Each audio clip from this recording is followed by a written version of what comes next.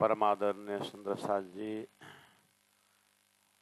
मजल में उपस्थित वैसे मजल में उपस्थित हो चुके हैं और खुलासा ग्रंथ है प्रकरण 15 और चौपाई नंबर 22। कल हमने इसी बात को खुलासा कर स्पष्टीकरण दे रहे हैं कि कुरान के शुरू में ही अल्फ लाम मीम करके इसका अर्थ नहीं हो सकता है। ये तो इमाम आकर के अर्थ करेगा। उसको लाल इंक से उसको घेर करके रखा है, ऐसी मान्यता है। तो प्राणज ने कहा अल्फ लाम मीम अर्थ करने के लिए बहुत कुछ बैकग्राउंड चाहिए। मोहम्मद की सारी जो है आध्यात्मिक अप्रोच को समझना चाहिए, तभी संभव है। तो ये 3 का हिसाब किताब बहुत लंबा है। संसार में त्रिदेव पहले से ही है, 3 पुरुष 6 अक्षर उत्तम पुरुष पहले से ही है, श्री कृष्ण की त्रिधा लीला पहले से ही, रास का त्रिधा भेद पहले से ही है। ऐसे ही कुरान का भी ये 3 शब्द ऐसे ही महत्व रखता है। तो प्राणज ने कहा कि 1.25 लाख पैगंबरों में से मोहम्मद पैगंबर कुछ हटके हुए। प्राणज ने उनके अंदर जो मुस्तफा के अंदर जो एक दिव्य शक्ति आई है, वो शक्ति परब्रह्म परमात्मा ने साक्षी में खुद आने के साक्षी के लिए भेजा। ये मोहम्मदी सत्ता, ये जो है प्रशंसित आत्मा के नाम में मोहम्मद टाइटल है। तो वो साक्षी लाने वाला किसके लिए साक्षी लिया है? परमात्मा साकार है, जुल्फेकार है, और वो खुद आने की बात कही। उन्होंने मार्फत को मुझे नहीं सुनाना बोले, हकीकत को पात्र मिलते समझाना बोला है। और उन्होंने 3 सृष्टि आम खास खासल खास की बात कही है। तो ये चीज, ये जो अध्यात्म टर्मिनोलॉजी जो है पुराना पैगंबरों से थोड़ा हटके है इनका। इसीलिए प्राणनाथ जी ने उनका जो शास्त्र में जो कुरान का जो शरीयत तरीकत छोड़ करके जो हकीकत का मजल है, उसको लेकर के प्राणनाथ जी ने मोहम्मद के अंदर एक्स्ट्रा ऑर्डिनरी शक्ति, जिसको खास में मोहम्मद कहा गया है, नहीं तो बाकी वो मुस्तफ़ा है। ऐसे ही प्राणनाथ जी ने सभी शास्त्रों का मंथन किया। पहले तो समुद्र मंथन तो हुआ था, जिसमें से अमृत का घड़ा निकला था। ऐसे ही प्राणनाथ जी ने शास्त्र मंथन किया तो 5 रत्न मिले थे।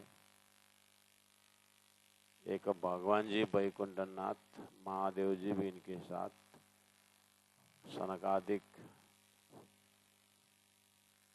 कबीर और सुखदेव और सनकादिक द्वय, कबीर भी तब पहुंचे सोए। 5 रत्न में संतों के लाइन में कबीर थोड़ा हटके हुए। उनका आध्यात्मिक अप्रोच, उनके अंदर जो शक्ति, जो बेहद की बात करते हैं, वो कुछ अलग है। तो इस तरह से प्राणनाथ जी ने कुरान को भी मंथन किया। तो 1.25 लाख पैगंबरों में से मोहम्मद का ब्रह्म अप्रोच कुछ हटके है। इसीलिए उन्होंने एक शब्द मोहम्मद बसरी, बसरा में जो आए, और बेरुल हैवान, पशुवत जैसे जीने वालों को इंसानियत का धर्म सिखाया। इसलिए वो हो गए अलफ, कया मोहम्मद को जो कुरान लेके आया।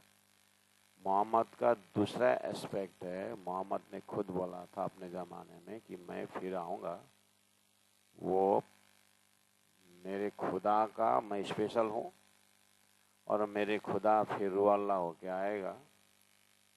करके रूह के बहुत से बोला तो प्राणज ने कहा वो रूह ईसा सदगुरु महाराज वो लाम है। और फिर खुदा ने मैं खुद आने की बात, वो खुद आने की बात कही है। मोहम्मद बोलते हैं रूह इमाम होकर के जैसे आएंगे तो न्यायाधीश बन करके अभी तक का सारा जीवों का कर्म का फल देख करके मुक्ति देगा। तो प्राणज ने कहा वो जो मीम है वो इमाम मेहदी का टाइटल है। मेहदी मीम मेहदी पाकशों, वो पवित्र आत्माओं, पवित्र स्थान, पवित्र पाक मतलब उस अखंड भूमि से आने वाले महान आत्माओं का नाम है। ये तीनों कहे, ये तीनों एक कहे अल्लाह कलाम। फिर अंतिम में ये तीन मैंने बताया लेकिन इसको अलग अलग नहीं समझना, ये एक ही परमात्मा का तीन एस्पेक्ट है। एक ने साक्षी लाया, एक ने मलकी ने माल ले आया, तारतम महामंत्र ले आया और हकी ने पहुंचाया। ये परमात्मा का विशेष काम करने वाला शक्ति है। जैसे शास्त्र में आदि नारायण, शेष नारायण और त्रिदेव को अलग मत मानना, ये सब कार्यकारिणी मंडली में आते हैं करके बोलते हैं। ऐसे ही इतना तो क्षमता है दुनिया का, ऐसे ही ये बसरिल्म के हकी भी परमात्मा का ही सत्ता का अलग अलग समय में अलग अलग काम का शक्ति का नाम है। तो प्रणज ने कुरान का अर्थ कर दिया। मोहम्मद, रूह और अल्लाह फलाम मीम में मीम स्वयं इमाम मेहदी मोहम्मद प्राणनाज। तो 23 नंबर चौपाई में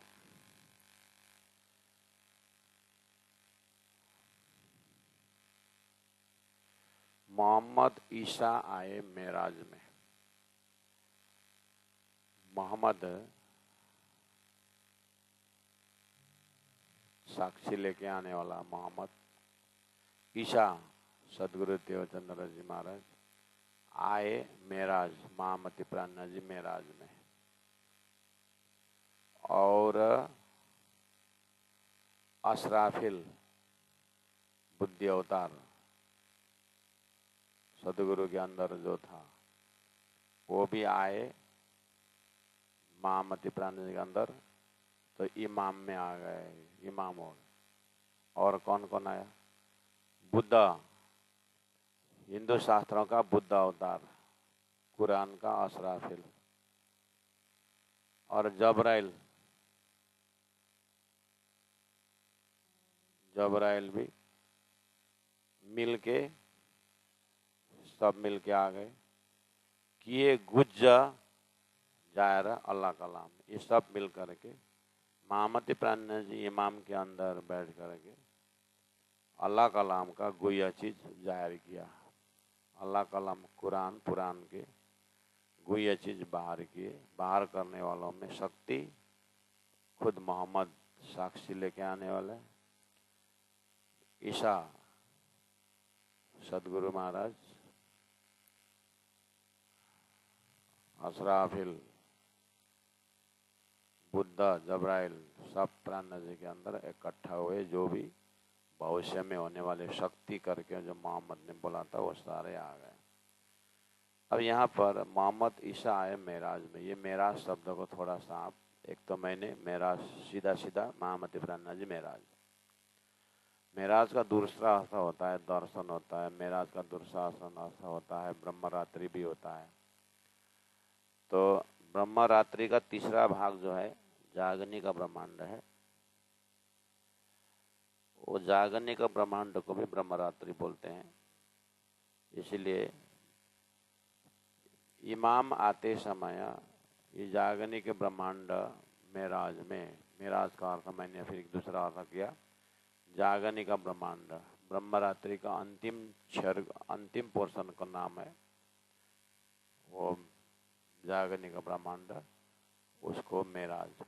जागने का ब्रह्मांड रूपी मेराज में मोहम्मद ईसा आए, असराफिल आए, बुद्ध जबराइल आए। कहाँ आए? इमाम मोहम्मद प्राणना जी में आए और अल्लाह कलाम कुरान की बातों ने अर्थ जाहिर किया।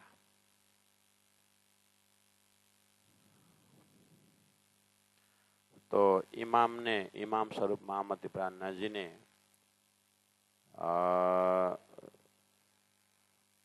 कुरान पुराण का जो बातुनी अर्थ, अक्षरातीत परक जो भी आयत श्लोक है, उसको कैसे इकट्ठा किया, कैसे पहचाने हो। सुंदरबाई भी तो परम धाम की आत्मा थी, लेकिन पहचानना मुश्किल पड़ा। फिर इमाम ने वेदों का तो पहचाना, लेकिन कतेब को भी पहचाना। तो उनके अंदर क्या ऐसी शक्ति थी? तो बोले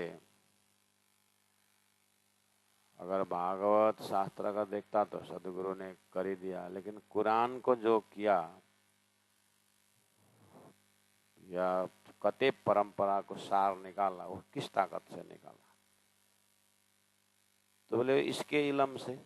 चौपन नंबर 24 का थर्ड लिटी में देखिए, इसके इलम से, सदगुरु महाराज का तारतम ज्ञान से।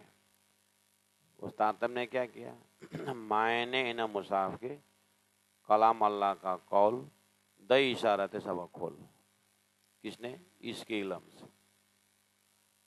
सदगुरु महाराज का तारतम ज्ञान से मायने का अर्थ हो गया इन मुसाफ के, कुरान पुराण के अर्थ, कलाम अल्लाह का अर्थ, उसका कौल, उसका वचन का अर्थ सब इशारा में था, सब खोल दिए इसके इलम से। जैसे उदाहरण 54 नंबर 25 में, बड़े निशान आखरत के, मोहम्मद ने आखिर के समय में 7 निशानों में से एक निशान ये भी है आजुज माजुज जाहिर होने का। तो बड़े निशान आखरत के आजुज माजुज दो, ये दो आजुज माजुज जाहिर होगा। तो जैसे आप अपने घर में कभी कभी वो लड़का ज्यादा सोता है घर में, तो क्या बोलते हैं घर, भाई हमारे घर में तो कुंभकर्ण ही प्रकट हुआ है, कुंभकर्ण ही प्रकट हुआ बोलते। तो कुंभकर्ण तो कब त्रेता में हुआ था, कुंभकर्ण त्रेता में हुआ तो अभी लंका में कहाँ कुंभकर्ण? तुम्हारे घर में कुंभकर्ण कहाँ से आया?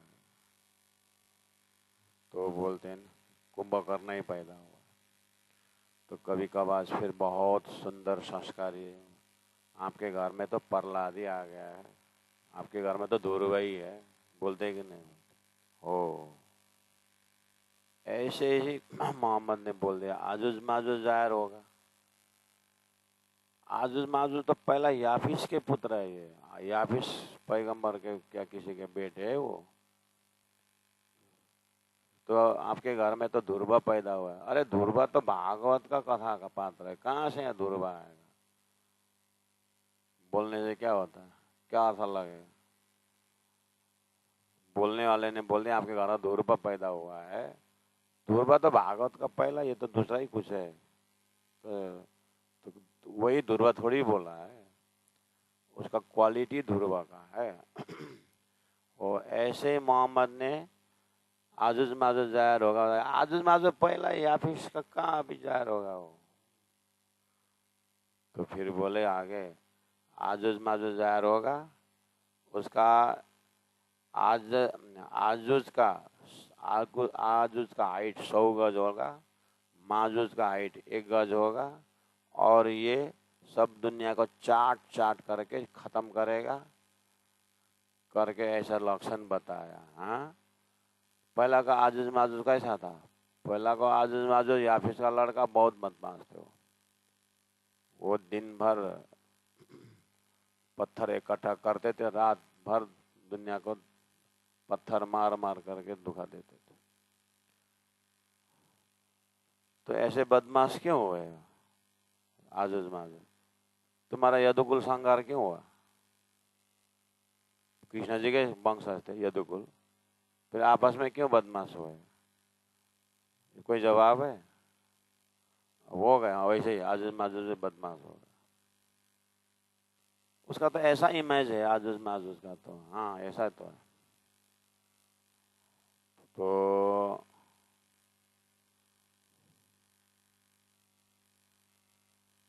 आजुज माजुज जाहिर होगा तो ये 1000 साल बाद तो मोहम्मद जो कुरान पढ़ने वाले आजुज माजुज जाहिर होगा, वो इतना गज लंबा देख रहे हैं रास्ता, इमाम आते समय ये आएंगे बोला है, इसलिए देख रहे हैं रास्ता। प्राणनाथ जी ने बोला, ओए नूर नूर मोहम्मद जान मोहम्मद, तुम्हारे में वो 10वीं सदी 11वीं सदी में आजुज माजुज जाहिर होने की बात है ना? हाँ है। कितना हो गया जाहिर? नहीं, वो तो स्पष्ट दिखाई देगा 100 गज लंबा वाला, अब कहाँ हुआ है? अच्छा, प्राणनाथ जी ने बोला अच्छा इसलिए तुम ठगे जा रहे हो, वो तो निशान है, लक्षण है, बात तो नहीं है उसका। तो प्राणनाथ जी ने कहा याफिस का अर्थ होता है विष्णु भगवान, विष्णु भगवान का सृष्टि है ये, इसलिए दिन और रात जो है यही आजुज माजुज है।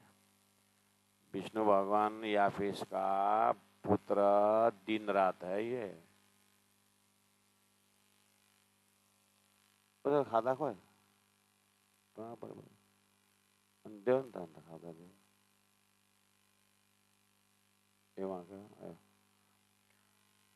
याफिस विष्णु, विष्णु का बेटे, 2 बेटे आजुज माजुज।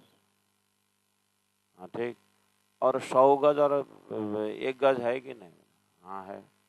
तो 100 गज आजुज मतलब दिन, वो 100 गज होने का मतलब है दिन में जीव का वृत्ति बहुत बिखरता है, इसलिए वो 100 गज अंदाज कर दिया 100 गज ना। रात में 1 ही गज होता है, सो जाता है और सपना देखता है या तो नींद में चला जाता है, 1 ही वृत्ति होता है, इसलिए वो 1 गज है। और ये सब ब्रह्मांड को चाट के खाएगा, लेकिन आज मज कहाँ तक चाटेगा? लेकिन ये है सुबह होती है, शाम होती है, दुनिया सब तमाम होती है, यही चाटना है। विष्णु भगवान के ये आजुज माजुज दिन रात ने लोगों को कितने बार चाटा, चाट चाट करके अर्थात आयु खत्म कर दिया। लोग दिन में मरेंगे तो रात में मरेंगे, दिन में जन्मेंगे तो रात में जन्मेंगे, यही तो चक्कर है। ये जन्म मरण का चक्कर वाली जो बात है, आजुज माजुज सारा पंच भौतिक देह, पंच सप्त धातु देह को चाट चाट के खत्म करेगा। बोला ये शरीर का आयु पूरा होना है भाई, कहाँ तुम 100 गज लंबा वाला आजुज माजुज ढूंढ रहे हो? और उसको 4 लाख कोम, उसका कोम मतलब उसका फौज, उसका वंशज 4 लाख बताया है।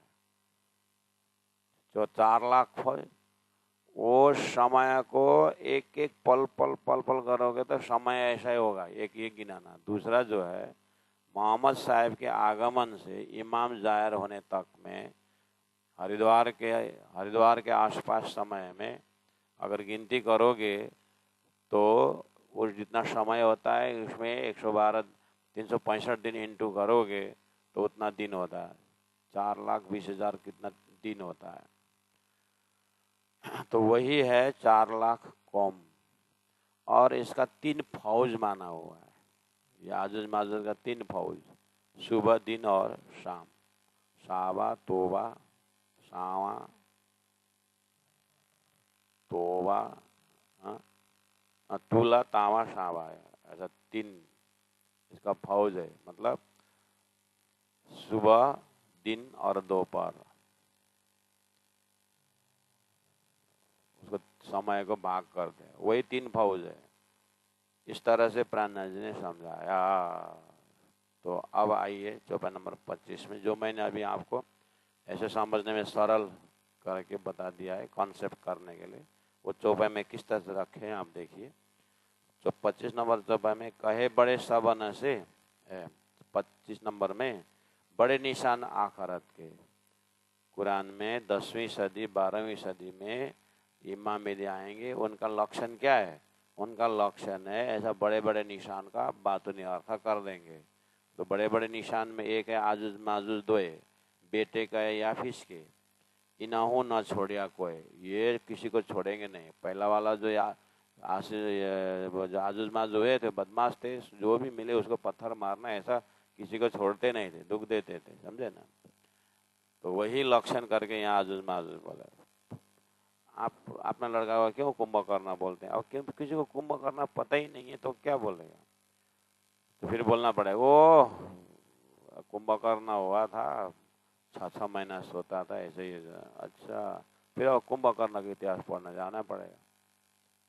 ऐसे आजुज माजुज का इतिहास पढ़ो तो पुराना कुरान के कहानी में पुराने जी ने वो यापिस का 2 बेटे हैं, उनका बातुनी अर्थ खोल दे। चलो हम बातुनी पकड़ने के बाद वो जायरी वाले में जाएंगे नहीं। कहे बड़े सबन से और बोले कि इनो न छोड़िया कोई। आजुज माजुज किसी को नहीं छोड़ा है पहला वाला में।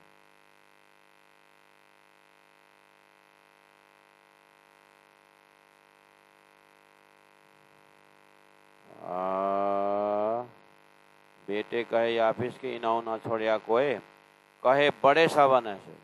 ये बहुत अपने समय के बड़े बड़े 100 गज का आजुज, आजुज 100 गज, 100 गज का आपने समझ गया क्या है वो?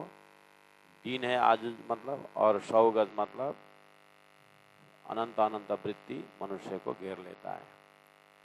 और तंग चश्मा कया 1 गज का माजुज, माजुज आजुज माजुज का, माजुज रात्रि 1 गज का मतलब एक ही तरफ होना। उस एक ही तरफ होने को बोलते हैं तंग चश्मा, बेहोशी आंख।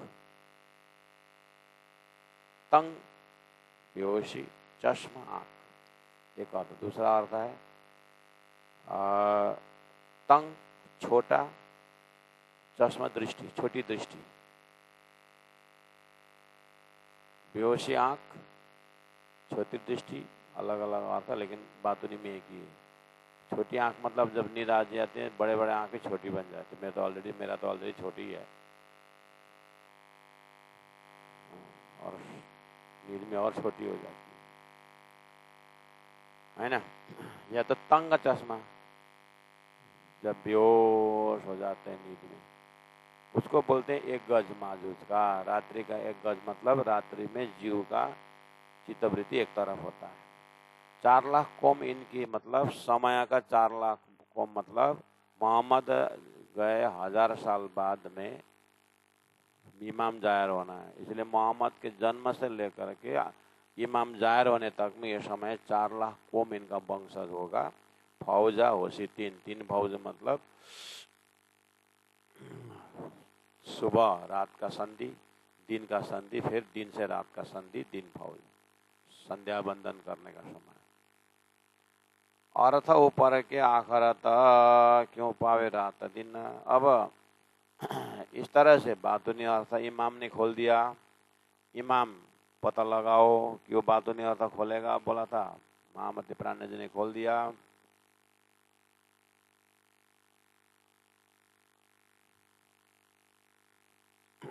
ऐसे ही अर्थ को देखते हुए ओहो ये तो सही बैठ रहा है बातुनी अर्थ करके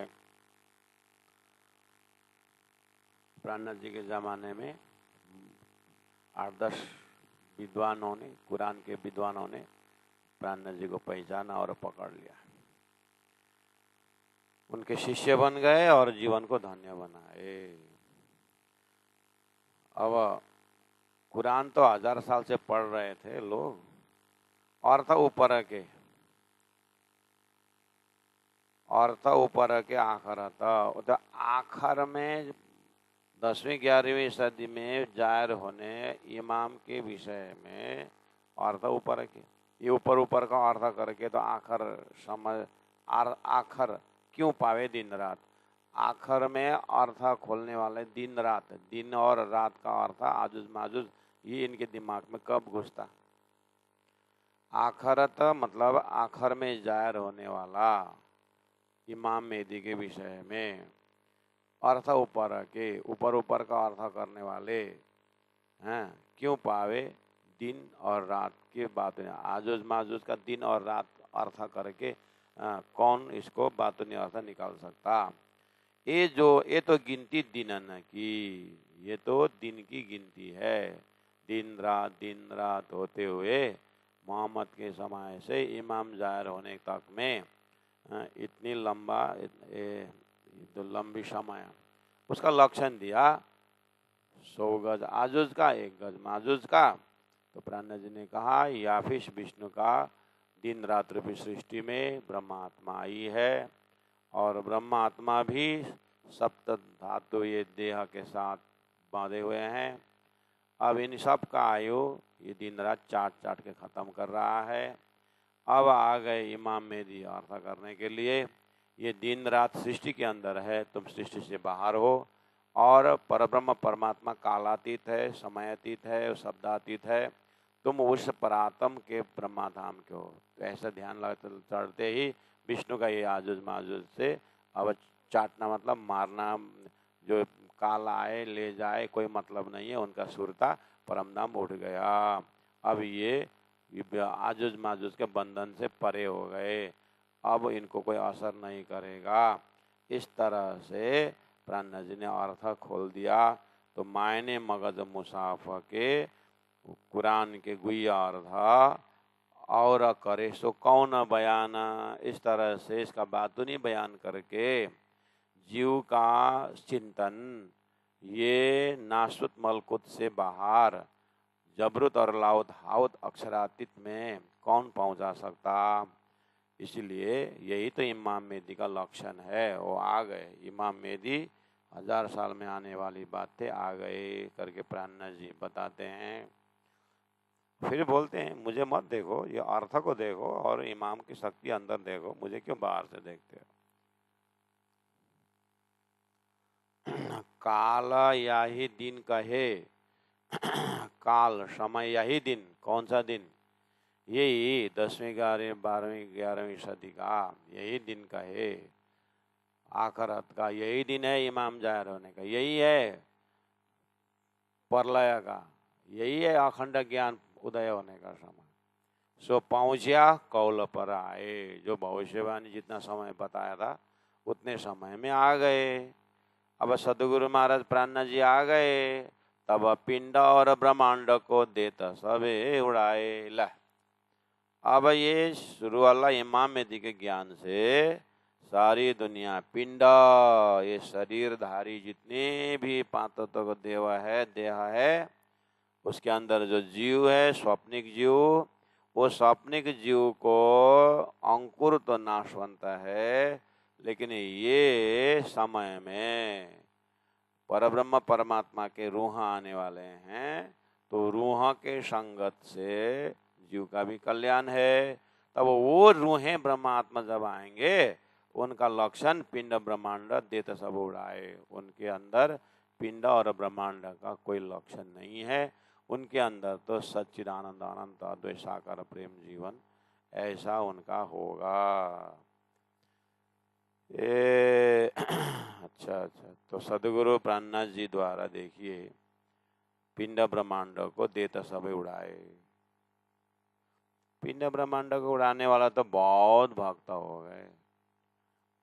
उड़ाए ब्रह्मांड तो क्या पकड़ाए, क्या पकड़ाए तो परमात्मा, बस वो परमात्मा कहाँ है, तो ब्रह्मांड में है कि बाहर है, नहीं ब्रह्मांड में ही दिव्य दृष्टि चाहिए देखने की। अच्छा प्रलय फिर कहाँ डालो, ब्रह्मांड तो प्रलय में जा रहा है, उस समय तुम्हारा दिव्य दृष्टि कहाँ दिखाएगा। इसलिए शब्द वही है, लेकिन इमाम मेहदी महामति प्राणनाथ जी ने तारतम द्वारा तब पिंड ब्रह्मांड उड़ा दिए, मतलब अक्षर द्वारा सपना का खेल ब्रह्मांड का पूरी तरह उसके प्रति जो एक झूठा भ्रम था वो सब क्लियर कर दिया।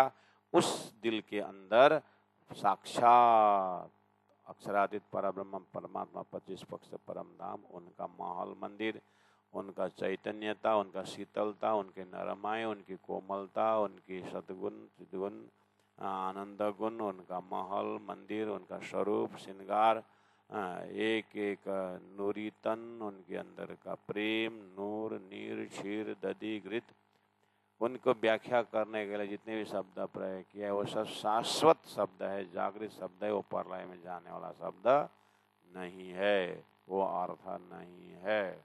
इस तरह से इमाम ने सदगुरु महाराज रुअल्लाह ने संसार में कुरान में कहे जैसा ही काम करके दिखाए।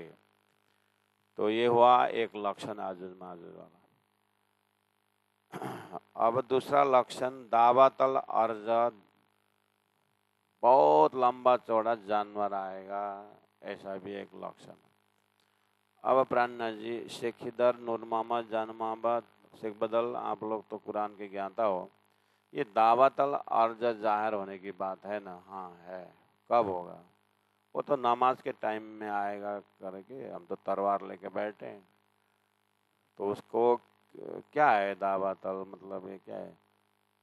बहुत बड़ा जानवर है और दज्जाल भी बोलते हैं उसको।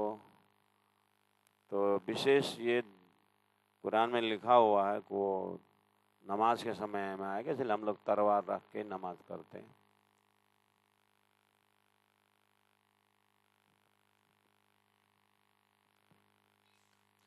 दावा जानवर, तल मतलब लंबा, अर्ज मतलब चौड़ा, बहुत बड़ा लंबा चौड़ा वाला दावा जानवर। ओहो, पुतना जैसा? नहीं, पुतना से बड़ा। अच्छा, तो ये कब होगा? वो इमाम आते समय आएगा। अच्छा,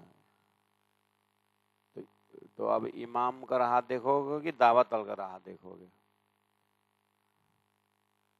वर्णा जी ने बोला वो उतना ही लक्षण है, उसको ये कहाँ से आएगा, कहाँ से प्रकट होगा, ऐसा नहीं लिखा है। हाँ लिखा है। कहाँ से लिखा है? वो तो पश्चिम से आने वाली बात है। हाँ, पश्चिम से तो लिखा है ना। हाँ। अब प्राण जी बोल रहे हैं,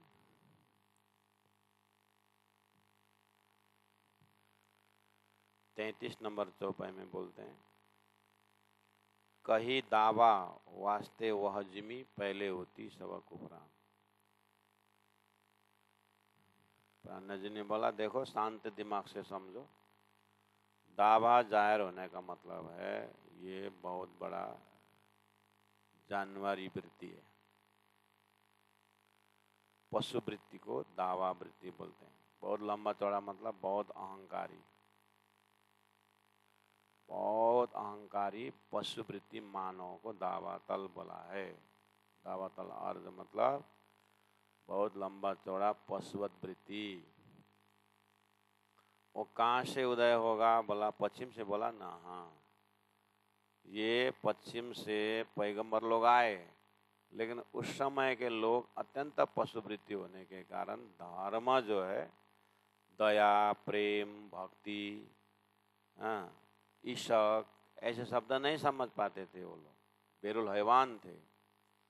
इसीलिए वही उसी का नाता पोता बढ़ते बढ़ते, नास्तिकपना बढ़ते बढ़ते, अब इमाम जाहिर होने के समय में दावत तल निकल आने का मतलब, अब इमाम ने अक्षरातीत परमात्मा का, जो मोहम्मद ने जो जुल्फ़िकार देखा था, अमृत स्वरूप देखा था, उसको व्याख्या करेगा इमाम।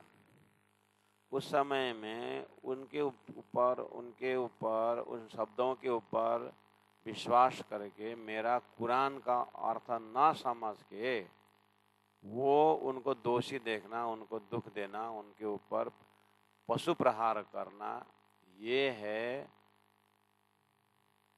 आखरत का दावल जाहिर होना। इसलिए तुम ध्यान से देखो, मैं ज़्यादा नहीं बोलूँगा। राणा जी बोलते हैं, तुम्हारे हृदय में मैंने जब कुरान के अन्य अन्य चीज़ों का अर्थ किया है ना, तुम्हारे सामने, तुमको अच्छा लगा कि नहीं लगा? हाँ, और वही चीज़ को वो 5 काजियों ने वही बताया था, फाड़ के चिट्ठी फाड़ दिया, दुख दिया, मोमिन को मारना पीटना हुआ। तो पशुवृत्ति है कि नहीं है? जबकि कुरान में लिखा हुआ है खुदा और खुदा का संदेश देने वाले खुदा ही है। जैसे वेदों में ब्रह्मविद ब्रह्मैव भवति श्रुति, ब्रह्म को जानने वाला ब्रह्म ही होगा। तो कुरान में भी तो खुदा और खुदा का संदेश देने वालों को एक ही रूप माना हुआ है। आदि सोई हक का बोला है, गुरु ही हक का है। तो कम से कम खुदा का संदेश लेके जाने वाले हमारे मोमिनों को, ब्रह्म सृष्टि को, सुंदर साथ को, उन लोगों ने पशुवत व्यवहार किया कि नहीं किया? तो दावा जाहिर हुआ कि नहीं हुआ? इमाम ने कुरान का अर्थ, बातूनी अर्थ, इमाम का मार्फती अर्थ समझाने गए थे, तो उनको पिटाई हुई कि नहीं हुई? तो ये दावा मोहम्मद ने जो 1000 साल बाद दावा जाहिर होगा बोला था, हुआ कि नहीं हुआ? तो जाहिर होना मतलब पहला था, है ना? जाहिर होना मतलब पहला था फिर जाहिर हो रहा है, यही तो है ना। हाँ, तो पहला जाहिर होने का मतलब मोहम्मद पैगंबर आने से पहले सब बेरुल हैवान की तरह थे। मोहम्मद ने आकर के ला इलाहा इल्लल्लाह से मैं आया हूँ और मैंने उस मोमिन का खासल खास का, उस नासुत से मलकुत से ऊपर जबरुत लाउत हाउत का ज्ञान लेके आया करके उन्होंने परब्रह्म का डायरेक्ट हॉटलाइन अमृत स्वरूप देख के आया। तो इतने एरिया यहाँ पर इंसानियत था। पहला तो बिरुल हैवान था, दावत अली था, थोड़ी देर इंसानियत रही। जैसे ही मोहम्मद साहब ने साक्ष्य रख करके गए, 1000 साल बाद आने की बात करके चले गए, उसके बाद तुम्हारे में फिर तलवार की भाषा बोलने के नहीं बोले कि नहीं बोले? फिर तुम्हारे से मारकाट शुरू हुआ कि नहीं हुआ? धर्म के नाम पर तुम्हारा आ रहा है, धर्म का नाम आ रहा है, लेकिन मक्का से तुम्हारा जैसे लड़ाई शुरू हुई, मक्का मदीना से, तभी से आतंक ही फैला रहा है ना। देश में अशांति तो फैल रहा है ना, समाज में अशांति फैल रहा है कि नहीं फैल रहा है? तो ये 300-400 साल पहले पुराना जो अर्थ कर रहा है, आज तो और अच्छा से समझ रहे हैं। जितने भी अशांति का नाम जब जाहिर होता है टीवियों में, तो उसी वंश से होता है। तो क्या बोले, दावत अल जाहिर हुआ कि नहीं हुआ? दावा और जब मक्के से जाहिर हो, उसी सबट हो, मक्का से जाहिर होगा। मेरे जाने के बाद सब यहाँ पर दावा जाहिर होगा, बोला था कि नहीं बोला था? तो हुए कि नहीं हुए? देखो अब मोहम्मद ने भाव से बोला हुआ ही शब्दों को लेकर के मैं समझा रहा हूँ, वो लोग मुझे मारने के लिए धमकी दे रहे हैं, तो आप समझो ना, दावा जाहिर हुआ कि नहीं हुआ? और मक्का से जाहिर होने का बोला है फिर, और ठीक मोहम्मद जाने के बाद तो आतंक शुरू हुआ तुम्हारे में। तो वहाँ से फैलते फैलते पूर्व से आए कि नहीं आए? पूर्व से पश्चिम आ रहा है कि नहीं? या पश्चिम से पूर्व आ रहा है कि नहीं आ रहा है? धर्म के नाम पर अंधेरा लेके आके नहीं रहा है। इसलिए तो एक लक्षण ये भी तो है ना तुम्हारे कि सूर्य पश्चिम से सूर्य उदय होगा, बोला है कि नहीं बोला? हाँ बोला है। तो उसमें रोशनी नहीं होगी, बोला है कि नहीं? हाँ, रोशनी नहीं होगी। तुम धर्म के नाम पर अंधेरा तो फैला रहे, रोशनी कहाँ है तुम्हारे? काटना मारना। तो प्राणा जी, सुंदर साथ जी, आप सुंदर साथ जो हमारे ही सुंदर साथ जो ब्राह्मण हैं कि प्राणा जी ने खुलासा मार्फत काम सब कुरान के लिखे हैं। कुरान के लिखे तो परम धाम जाहिर होने की बात कितना सुंदर दर्शाया है। भाषा और शैली उस समय के वहाँ है, लेकिन खुद जाहिर होने की बात है।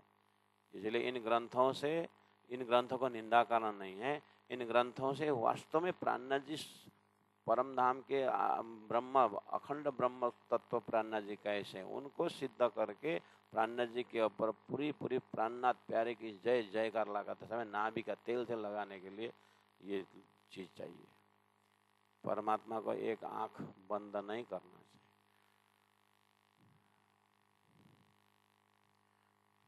तो कितना सुंदर उन्होंने बताया तत्कालीन लोगों को। देखो, दावत और जब मक्के से जाहिर होशी सब ठौर, सब जगह फैलेगा, बोला था कि नहीं?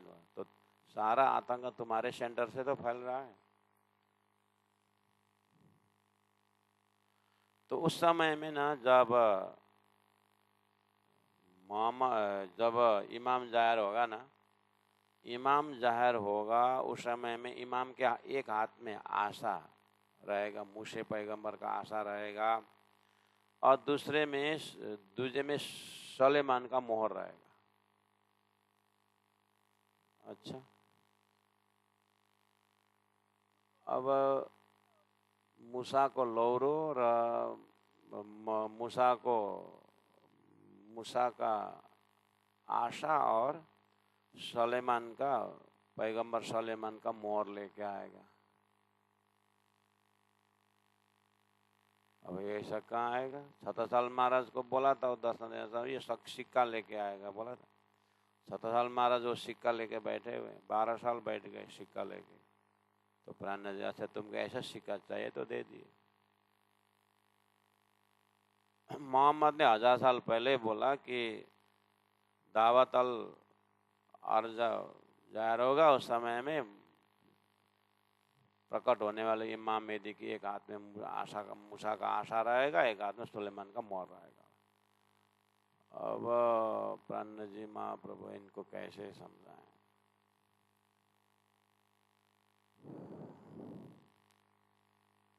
इससे पहले बैकग्राउंड समझना पड़ेगा।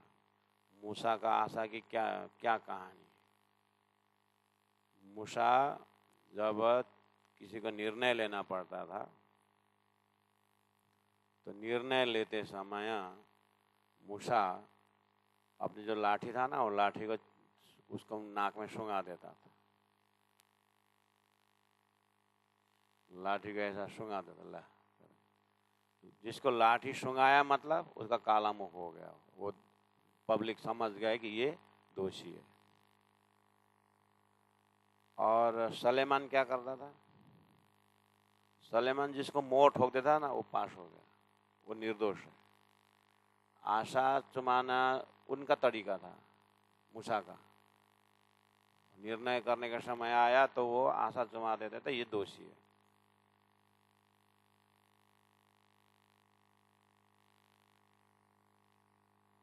ठीक है। और सुलेमान का पैगंबर सुलेमान का तरीका था, अब पूरा पाप पुण्य का फैसला होता है, फैसला करने के समय में वो अपना मोहर ठोक देते थे कि ये निर्दोष है। अच्छा ये बैकग्राउंड है। हाँ तो फिर 1000 साल बाद इमाम मेहदी आएगा, उसके हाथ में एक हाथ में मूसा, एक हाथ में आशा, एक में मोहर होने का मतलब क्या है? देखो इमाम तो साक्षात परब्रह्म परमात्मा है, ठीक है। तो ये इमाम साक्षात परब्रह्म परमात्मा उन्होंने कहे माफक वो 10वीं से 11वीं सदी में आ गए एज महामती प्राणनाथ। प्राणनाथ जी बोलते हैं मेरे को कुछ करना नहीं है, मुझे को बस देखना है और जो मुझे देखता है वो अपने आप उसका वैसे फैसला हो जाता। मुझे लाठी दिखाना भी नहीं है, मोहर दिखाना भी नहीं है, वो अपना अपना कर्म से मुझे प्राप्त करेंगे। 1000 साल पहले उनको बता दिया ना, मेरे कहे प्रमाण चलोगे तो इमाम तुमको 1000 गुना फल देगा बोला था ना। वो फल देने वाला अंदर बैठा हुआ है, वही जो उनको लगेगा कि ये पापी है तो उसको आशा चुमा देगा, जो इसको ये ठीक है बोले तो उसको मोहर ठोक देगा। वो जीव अपने आप भिष्टा में जाना कि नरक में जाना वो अपने आप हो जाएगा। अच्छा इसीलिए तो मैं कब से आपके हाथ में आप इमाम इमाम बोलते हो, हाथ में तो आपका लाठी भी नहीं है, मोहर भी नहीं है। अब मेरा लाठी बोट लेके चलने का समय नहीं है मेरे पास। अद्वैतिक लाठी हाथ में लेके सब साथ को प्रणाम है मेरे पास। ये मूसा का आशा और सलेमान का मोहर का ये कहानी है। यहाँ नीचे 31 नंबर सब है। सो मुख होशी उजाला मोहर करसी जिन्ना। जिनको मोहर ठोक देंगे मतलब सैंक्शन कर देंगे, भिष्टा में जाओ तुम, अभी तक का मोहम्मद ने बताया हुआ मार्ग में चल के आए, अब इमाम का तारतम बानी भी समझ गए, अब इमाम के तारतम बानी से तुम अक्षरातीत को भक्ति करने लगे तो तुमको मोहर ठोक दोगे। अब सो मुख होशी उजाला भिष्टा में जाएंगे। अब आशा चुबावे जिना मुख। अब मूसा जब आशा चुमा देगा तो उसको काला मुख हो जाना पड़ेगा, नरक जाना पड़ेगा। इसीलिए आओ अब तुमको 10 प्रकार के महादोजख में भेजने का तुम्हारा ही कर्म होगा। ऊर्ध गच्छन्ति सत्वस्था, मध्य तिष्ठन्ति राजसा, जगन्य गण वृत्ति से अधो गच्छन्ति तामसा। जीव अपना कर्म से ऊपर नीचे जाएगा, गीता में है ना। ऐसे ही तुम भी अपने कर्म से आओगे। बस मैं तो खड़ा हूँ और तुम्हारा अभी तक के पुण्य खुद तुम गलत किए, इसलिए तुम नरक में जा रहे हो। तो आशा चुभावे जिन मुख श्याम मुख होशिति नाम, जिसको आशा चुभा देगा वो काला मुख होना मतलब तुम नरक जाओगे। यानी अब प्राणनाथ जी महाप्रभु के हृदय में तुम अंकित हो गए, प्राणनाथ जी के हृदय में तुम प्रिंटेड हो गए तो बिस्ता पक्का। प्राणनाथ जी के हृदय में तुम फिट नहीं हो तो तुम नरक जाओगे। बस इतना ही है। उजाला मुख मोमिन कहे श्याम मुख कहे काफर। उजाला मुख का हुआ वो मोमिन है, वो ब्रह्म सृष्टि प्राणनाथ जी का कहना मानेंगे, उनका उजाला मुख हो गया। प्राणनाथ जी का कहना न मानने वाला काफर काला मुख हो जाएगा। उजाला मुख वाला या भिष्टि जाएगा और काला मुख वाला दोजख जाएगा।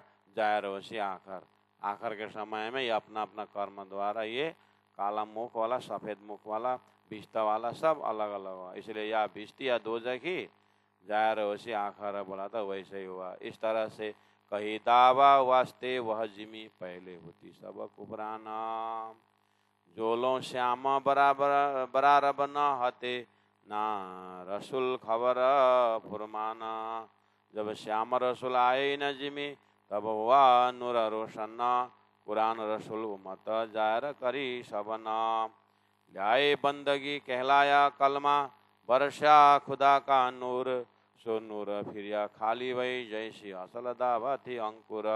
35 नंबर चौपे तक आपको चिंतन करना होगा, तो ध्यान से सुने। उजाला मुख मोमिन कहे श्याम मुख कहे काफर, ये एक लक्षण। अब उजाला मुख इज इक्वल टू भिष्टि, अंधेरा मुख दोजखी, जायर होशी आखर। प्राणनाथ जी के द्वारा पुण्य मिलने वाला है, ऐसा मतलब। हाँ, इमाम का ये काम है। तो किस आधार पर करेगा इमाम? इमाम कुछ नहीं करेगा, इमाम अक्षरातीत जाहिर करेगा। तुम्हारा पूर्व कर्म अगर सही हो तो वो समझ जाओगे, पवित्र आत्मा कहलाओगे, बिस्तर जाओगे।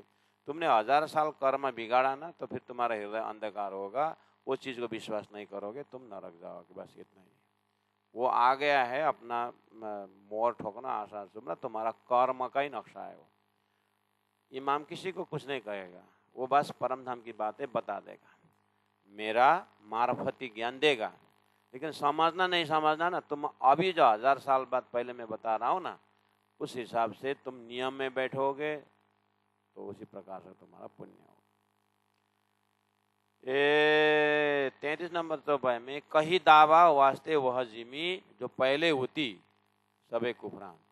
मोहम्मद आने से पहले वहाँ पर सब पैगंबर आए, मूसा ने थोड़ा एकेश्वर की बात की, बाकी जो है पैगंबर वही संभालते संभालते, अच्छी कर्म करो, दया करो, ऐसा वैसा, जो काना नहीं मारो उसको मारो काटो।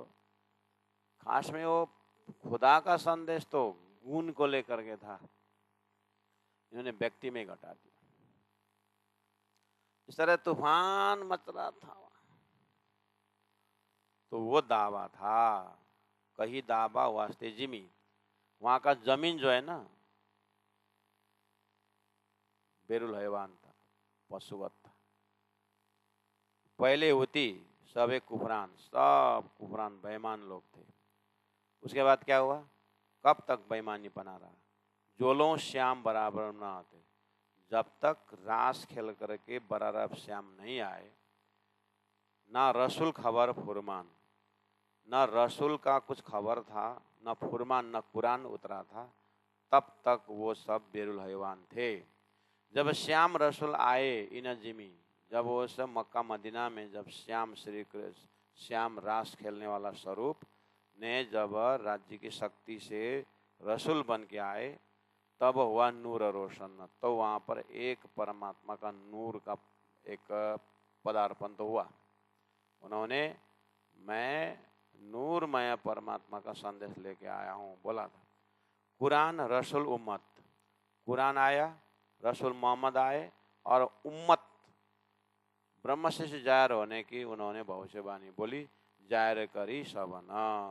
सब चीज मोहम्मद कुरान में जाहिर की। तो उस समय में धर्म था, उतना एरिया नूर था।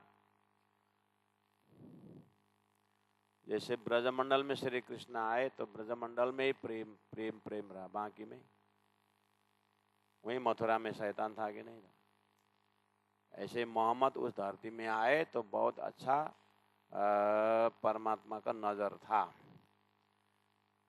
इसीलिए बोले जब श्याम रसूल आए इन जिमी तब हुआ नूर रोशन। और कुरान रसूल उम्मत की बात हुई, जाहिर करी सबन ल्याए बंदगी और पूजा अर्चना, वो ल्याए बंदगी कहलाए कलमा, ला इला इल्ला कलमा ल्याए। तो वहाँ पर कलमा में अक्षरातीत का संदेश है, वो बंदगी 5 प्रकार का नमाज करना, हज करना और दान करना, ये सारी बातें समझे। इसलिए ल्याए बंदगी कहलाए कलमा, वर्षा खुदा का नूर। उस समय में परमात्मा का शक्ति नूर आया। सो नूर फिरिया जब मोहम्मद चले गए। मोहम्मद चलने के बाद बोला मोहम्मद अब मेरे कहे प्रमाण चलोगे तो 1000 साल बाद तुमको इमाम आएगा। सो नूर जो कुरान साक्षी देने वाला शक्ति, जैसे मोहम्मद गए वो शक्ति भी चली गई, फिर खाली भाई। फिर वो धरती क्या हुआ, फिर नूर से खाली हो गया। असल दावा थी अंकुर, जो पहला वाला जो दावा था वही दावा शुरू हो गया। फिर वो दावा उठ गया जानवर, फिर वहां से शुरू हो गया काटो मारो, अभी तक चल रहा है। सो नूर सब इताइया, बस वो जो नूर मोहम्मद के जमाने में था कुरान में, वो उठ करके कहाँ आया, सनंद ग्रंथ जैसे उतरा वो नूर यहाँ आ गया। सो नूर सब इताइया, इता किता हिंदुस्तान में। तो कुरान के बात करके प्राण जी ने अच्छी बात कही, तो फिर क्यों निंदा करते हो तुम। प्राण जी ने कुरान के बाद कुरान अरबी भारत से जोड़ कर अच्छी तो बात बोल रहे हैं, हिंदुस्तान की महिमा गा रहे हैं, नहीं गा रहे हैं, हिंदुस्तान की तो महिमा गा रहे हैं। सो नूर सब इता आइया, कहाँ जहाँ मोहम्मद इब्राहिम जी बोल रहे हैं उस धरती में आए। इन जिमी मशरक, ये जिमी मशरक का अर्थ होता है पूर्व। तो पश्चिम से पूर्व में आए कि नहीं आया। तो पश्चिम से सूर्य उदय होने वाली बात थी, तो उसमें तो रोशनी नहीं थी, तो नूर कहाँ गया, वो नूर तो मशरक आ गया। तब वह जिमी दावा भाई। अब मशरक पूर्व, मगरब पश्चिम, तो मगरब दावा हुआ कि नहीं हुआ, पश्चिम दावा हुआ कि नहीं हुआ। तब वह जिमी भाई दावा जैसी पहले थी बिना हक का, जैसे पहले भी परमात्मा नहीं थे, मोहम्मद ने थोड़ा परमात्मा का नूर लेकर साक्षी रखी, और मोहम्मद गए तो वो नूर भी चला गया। जैसे श्री कृष्ण का ब्रजराज पूरा हुआ तो राज्य की शक्ति गई, उसके बाद विष्णु शक्ति रही। ऐसे ही मोहम्मद चले गए, मोहम्मद के अंदर का नूर चला गया, तो फिर वो साधारण जीव, उत्तम जीव बैठा। हाँ, फिर तो वो नूर तो सदगुरु में आ गया ना तारतम्य में। तो रास खेल के 1000 साल बाद, 3660 वर्ष बाद मोहम्मद आए। मोहम्मद जाने का 1000 साल बाद सदगुरु आए। तो सदगुरु आते समय श्री कृष्ण गया हुआ रास खेल के पूरा किया हुआ 4660 वर्ष हुआ था। और राजी महाराज ने फिर जो है उन ब्रह्मात्माओं को भी ले आए, ब्रजरस वाले को भी, और उनको जगाने के लिए प्रेम का ज्ञान भी ले आया। प्रेम में प्रेममय धाम से प्रेममय ज्ञान, तारतम्य ज्ञान ले आए।